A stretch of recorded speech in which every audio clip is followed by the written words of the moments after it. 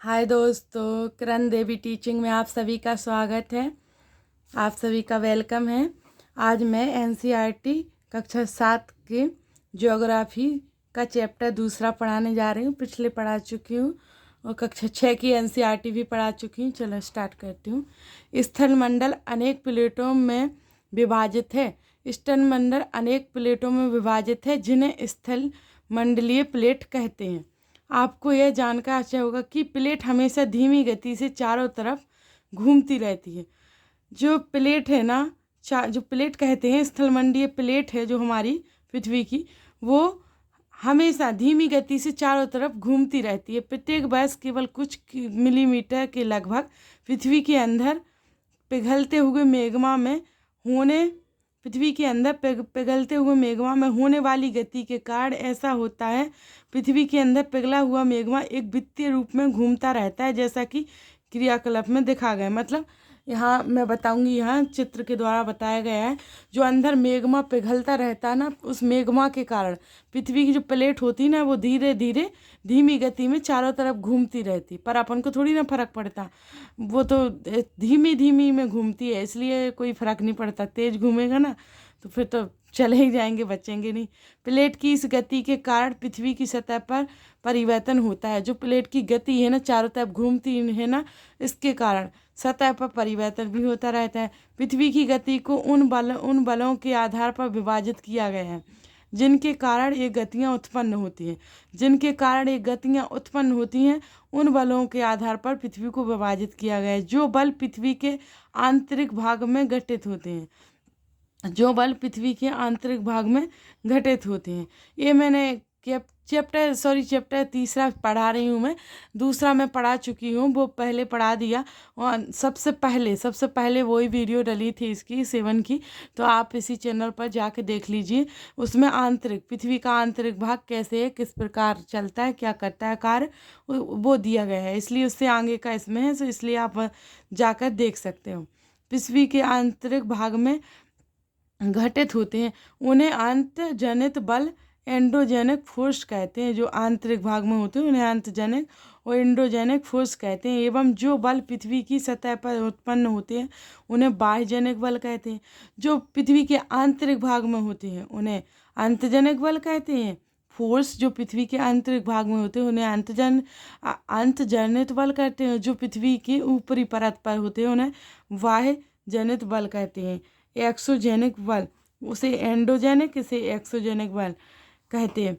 अंतर्जनिक बल कभी आकस्मिक गति उत्पन्न करते हैं तो कभी धीमी गति, भूकंप एवं ज्वालामुखी जैसी आकस्मिक गति के कारण पृथ्वी की सतह पर अत्यधिक हानि होती है। जो आयतजनिक बल है ना, इसके कारण जो इसमें आकस्मिक गति उत्पन्न होती है, वह उसके कारण भूकंप या ज्वालामुखी जैसी आपदाएं भी आ सकती हैं। जो आत्मजनित बल होते हैं उसके कारण ये दोनों आपदाएं आ सकती हैं। जैसे इसमें बताया गया है पूरा पृथ्वी की गतियाँ किस प्रकार हैं, कौन कौन सी पृथ्वी की गतियाँ। पहले ये आंतजनित बल जो मैंने पढ़ा दी, आंतजनित बल और बाह्यजनित बल। आंतजनित बल में आता है आकस्मिक बल और पलट विरूपण बल। यानी आंतजनित बल में आकस्मिक बल होता ना, जो आकस्मिक बल, इस बल के कारण भूकंप एवं ज्वालामुखी दोनों आ सकती हैं। पलट विरूपण बल होता है, और जैसे कि पर्वत निर्माणकाली बल, पटल विरूपण बल में पर्वत निर्माणकाली बल होता है। आकस्मिक बल, इसमें भूकंप, ज्वालामुखी, भूस्खलन, ये तीनों आ सकते हैं आकस्मिक बल में। भूकंप, ज्वालामुखी, भूस्खलन। और बाह्यजनित बल में अपरदन और निक्षेपण होते रहते हैं। नदी में बहता जल में बाह्य अपरदन में निक्षेपण होते हैं। पवन, समुद्री तरंग, हिमनद, ये सभी होते हैं बाह्यजनित बल में। फिर आगे ज्वालामुखी भूपट्टी पर खुला एक ऐसा छिद्र होता है जिससे पिघले हुए पदार्थ अचानक निकलते हैं। देखो दोस्तों, पूरा पढ़ना पड़ेगा आपको एनसीईआरटी। अगर अच्छे से ध्यान लगा पूरा पढ़ोगे ना, मैं थ्योरी वाइज इसलिए पढ़ा रही, तभी तो आपको आगे क्वेश्चन आंसर लगा पाओगे ना, तभी तो समझ आएगा। ऐसा है नहीं कि थ्योरी पढ़ा नहीं, आप क्वेश्चन आंसर लगाने बैठ जाओ तो नहीं आ पाएंगे ना दोस्तों। क्योंकि थ्योरी में ही तो क्वेश्चन आंसर है, थ्योरी पढ़ोगे तो क्वेश्चन। अगर जी थ्योरी पढ़ते जाओगे ना, कक्षा 6 से मैंने स्टार्ट करती, अभी ज्योग्राफी पढ़ा रही हूँ, आगे राजनीति और हिस्ट्री कोई भी पढ़ाऊँगी तो आपको बता दूँगी, इसी पे वीडियो डालती जाऊँगी। तो देखो थ्योरी पढ़ोगे, मैं पूरा बिल्कुल जो बुक्स में एनसीईआरटी में दिया गया है उसी के अकॉर्डिंग पढ़ा रही हूँ, उसी को पढ़ा रही हूँ लाइटें करके मोस्ट। क्योंकि थ्योरी एनसीईआरटी की पढ़ लोगे ना तो आप यूपीएससी का निकाल सकते हैं exam, PSC, CTET, back 2, back 1, मतलब कोई भी ऐसे एग्जाम निकाल सकते। बेसिक है एनसीईआरटी, इसलिए क्योंकि एनसीईआरटी एक बेसिक है, इसलिए आप इसको पढ़ने के बाद कोई भी एग्जाम निकाल सकते हो। चलो, ज्वालामुखी भूपर्पट्टी पर खुला एक ऐसा छिद्र होता है जिससे पिघलते हुए पदार्थ अचानक निकलते हैं। जैसे यह ज्वालामुखी, यह इस प्रकार निकलता है ज्वालामुखी। यहाँ पर ये मेग्मा, ये होता है मेग्मा। जब तक पृथ्वी के अंदर है ज्वालामुखी का ये गीला, ये जलता हुआ मेग्मा, तो उसे मेग्मा बोलेंगे। अगर बाहर निकल के आ गया तो उसे लावा बोलते हैं। इसी मेग्मा को दो प्रकार से बोलते हैं, अंदर है तो मेग्मा, बाहर निकल आया तो लावा। इसे यह मेंटल मैंने पहले पढ़ा दिया, जो पृथ्वी का आंतरिक भाग में किसको क्या बोलती है मैंने ये पढ़ा चुकी। पृथ्वी के सबसे नीचे भाग में जो मेग्मा होता है उसे मेंटल बोलते हैं, इस परत को।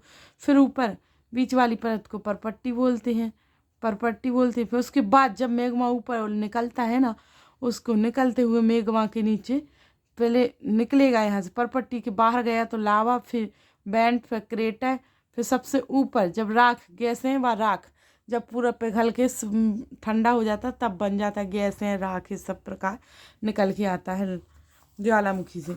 इसी प्रकार स्थल मंडलीय प्लेटों के गति करने पर पृथ्वी की सतह पर कंपन होता है। इसी प्रकार स्थल मंडलीय प्लेटों की गति के कारण पृथ्वी की पर कंपन भी होता है। यह कंपन पृथ्वी के चारों ओर गति करता है। इस कंपन को भूकंप कहते हैं। भूप्रपट्टी के नीचे वह स्थान जहाँ कंपन आरंभ होता है उद्गम केंद्र कहलाता है। जो भूप्रपट्टी है उसके नीचे स्थलीय प्लेटों में गति होती ना, जो पृथ्वी की सतह के, पृथ्वी घूमती है धीमी गति से, उसी में जो कंपन होती है ना उसे भूकंप भी कहते हैं। कभी कभी भूकंप टाइप में थोड़ी ज़्यादा हो जाती है। उसे भूप्रपट्टी के नीचे वह स्थान जहाँ कंपन आरंभ होता है उसे उद्गम कहलाता है। और उद्गम केंद्र के भू सतह पर उसके निकटतम स्थान को अधिकेंद्र कहते हैं। जहाँ कंपन होती है उसे उद्गम केंद्र स्टार्ट होती है जहाँ से, फिर उसके बाद जो होता है निकटतम स्थान को अधिकेंद्र कहते हैं। क्योंकि ये रहा, जैसे भूकंप तरंगें सभी दिशाओं में बाहर की ओर निकलती हैं, ये निकल नहीं ना ऐसे बाहर की ओर, भूकंप तरंगें बाहर की ओर निकल नहीं ना, तो उसके पास में ही जो लाइनें पड़ती ना उसको अधिकेंद्र कहा जाता है। प्लेट सीमा ही है, पूरी सीमा प्लेट सीमा ही है। उद्गम केंद्र ये है, ये यहाँ से ऐसे निकला तो ये उद्गम केंद्र, इसके पास जो हुए चल नहीं ना उनको अधिकेंद्र कहते हैं। प्लेट सीमा हो गई। उद्गम केंद्र वह स्थान है जहाँ भूकंप उत्पन्न होता है, वह भूकंपी ऊर्जा का उद्गम केंद्र कहलाता है। जैसे यहाँ पर दिया गया है सबसे नीचे छोटा सा, यहाँ पर भूकंपीय तरंगें 3 प्रकार की होती हैं। कौन कौन सी? पी तरंगें अथवा अनुदैर्ध्य तरंगें, एस तरंगें अथवा अनुप्रस्थ तरंगें, एल तरंगें अथवा पृष्ठीय तरंगें। पी तरंगें हो गई अनुदैर्ध्य, एस हो गई अनुप्रस्थ तरंगें, एल हो गई पृष्ठीय तरंगें। इस प्रकार से इन तरंगों के गुणधर्म विश्वकोश से ज्ञात करने का प्रयास कीजिए। क्योंकि ये तरंगें 3 प्रकार की होती हैं, पी एस, पी यानी अनुदैर्ध्य तरंगें, एस यानी अनुप्रस्थ तरंगें और एल यानी पृष्ठीय तरंगें। इस प्रकार से 3 तरंगें होती हैं दोस्तों। आगे मैं लाइटर करके रखा जो मोस्ट वही पढ़ाती हूँ, आगे और फालतू छोटा निश्चय रूप ये वो ये नहीं पढ़ाती हूँ। ये आप ध्यान से देखिए। स्थानीय लोग कुछ सामान्य तरीकों से भूकंप की संभावना का अनुमान लगाते हैं। स्थानीय लोग होते हैं जो हमारे चारों ओर के आवास में, कैसे भूकंप की संभावना का अनुमान लगा लेते हैं। जैसे जानवरों के व्यवहार का अध्ययन, तालाब में मछलियों की उत्तेजना, सांपों का धरातल पर आना, इस प्रकार से भूकंप का पता लगाने की कोशिश करते हैं स्थानीय लोग। और यहाँ मुख्य स्थलाकृतियाँ, अपक्षय एवं अपर्दन नामक दो प्रक्रमों दृश्य भूमि लगातार विघटित होती रहती है। इन्हें अपक्षय अपर्दन नामक 2 प्रक्रमों के द्वारा जाना जाता है। नदी के कार्य हैं।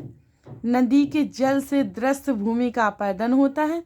नदी का जो जल है उसके दृश्य भूमि से उसका अपैदन होता है। जब नदी किसी खड़े ढाल वाले स्थान से अत्यधिक कठोर सेल या खड़े ढाल वाली घाटी में गिरती है तो वह जल प्रताप बनाती है।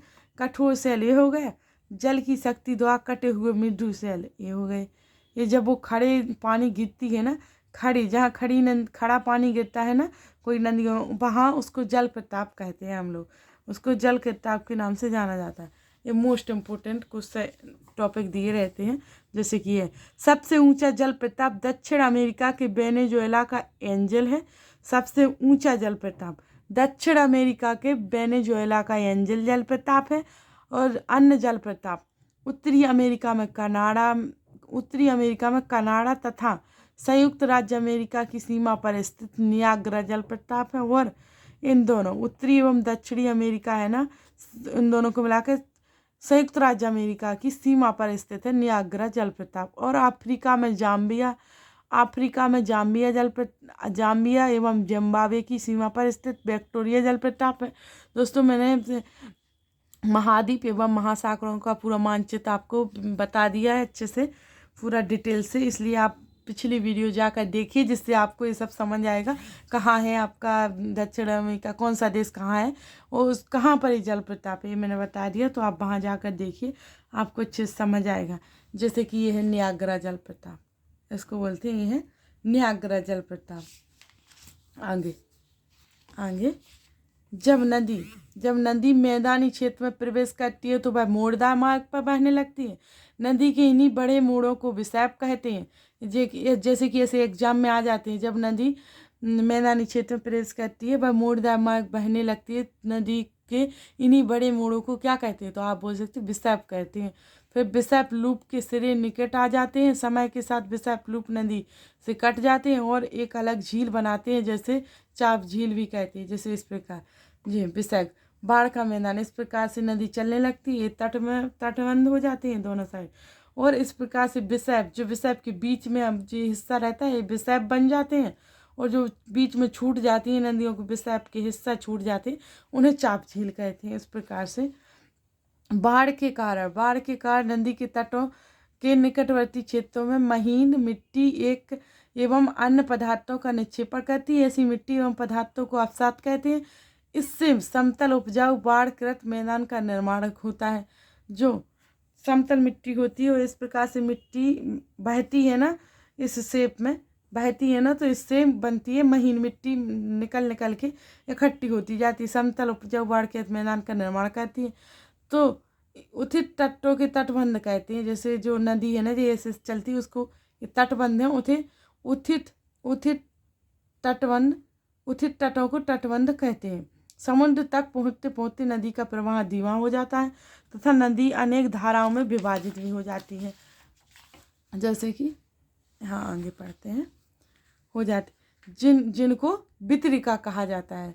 धीरे धीरे जो नदी है ना, यह चित्र के अनुसार मुख्य नदी यहाँ से निकलती है, मुख्य नदी धीरे धीरे विसैपों के अनुसार, जैसे भी तटों के अनुसार ऐसे चल के यहाँ आती है, तो यहाँ रुक के धीमी गति हो जाती है और यहाँ रुक जाता है पूरा पानी, तो उसको बोलते हैं, उस स्थान को बोलते हैं वितरिका स्थान बोलते हैं। सभी मुहानों के अवसादों संग्रह से डेल्टा का निर्माण होता है। जो सभी मुहानों से आती है, जो अवसाद पूरा अवसाद बहा कर लाती है, एक जगह छोड़ देती है, वहाँ डेल्टा का निर्माण हो जाता है, डेल्टा का निर्माण करती है वहाँ। समुद्री तरंग के कारण समुद्री तरंगें लगातार सैलों से टकराती रहती हैं, जिससे दरार विकसित होती है। समय के साथ ये बड़ी और चौड़ी होती जाती है। इनको समुद्री गुफा कहते हैं। समुद्री तरंगें जो यहाँ पर समुद्री तरंगें ऐसी लहराती हैं और तटों से टकराती रहती हैं। तटों से टकराने के कारण ये समुद्री गुफा का निर्माण ले लेती हैं। ये अंदर जाके समुद्री गुफा का निर्माण ले लेती हैं और इस प्रकार से होती है जो तटीय मेहराव की होती हैं। ऊंचे सेलीय तटों को समुद्री भिगु भी कहते हैं। ऊंचे समुद्री तट है ना, उन्हें समुद्री भिगु भी कहते हैं। जैसे छोटे जैसे हिमनद के द्वारा लाए गए पदार्थ, जैसे हिमनदी, यह हिमनद के कार्य के बारे में बताया गया। हिमनदी जैसे छोटे बड़े सेल रेत एवं